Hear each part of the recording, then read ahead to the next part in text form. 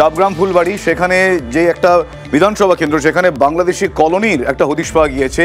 তারা আবার নিজের মুখেই স্বীকার করেছেন, এই ডাবগ্রাম ফুলবাড়ির মানুষজন তারা নিজের মুখেই স্বীকার করেছেন যে তারা বাংলাদেশ থেকে এসেছেন। শুধু তাই নয়, এসআইআর আবহে কোনো রকম নথি তারা দেখাতে পারেনি। ইনফ্যাক্ট তারা বলছেন তাদের কাছে কোনো রকম বৈধ নথি নেই।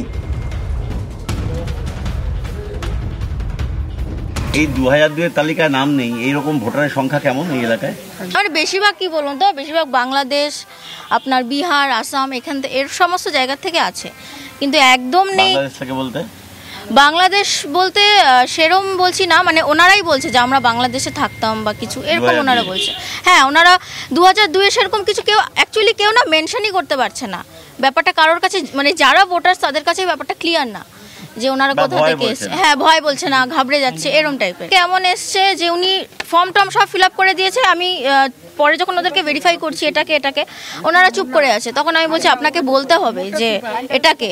তখন একবার বলছে উনি আমার কাকি হয়, তারপরে বলছে জেঠি হয়, তারপরে বলছে আমার মার মা হয়, মানে এরম টাইপের। মানে ওনারা নিজেরাই বুঝতে পারছে না যে ওনারা কি বলবে। এখন ভোটার তাও বলছে না, তাও চুপ করে আছে, ঘাবড়ে যাচ্ছে। মানে ওনারা যদি নিজেরাই না বলতে পারে তাহলে আমরা কোথা থেকে বলবো? পারপ্লেক্সড হয়ে গেছে ব্যাপারটা নিয়ে, মানে হ্যাঁ কনফিউজ হয়ে গেছে, পারপ্লেক্সড হয়ে গেছে ওনারা। মানে এতটাই কনফিউশন হয়ে গেছে ওনারা ঠিক মতন কিছুই বলতে পারছেন। এরকম অনেক ভোটার্স আছে।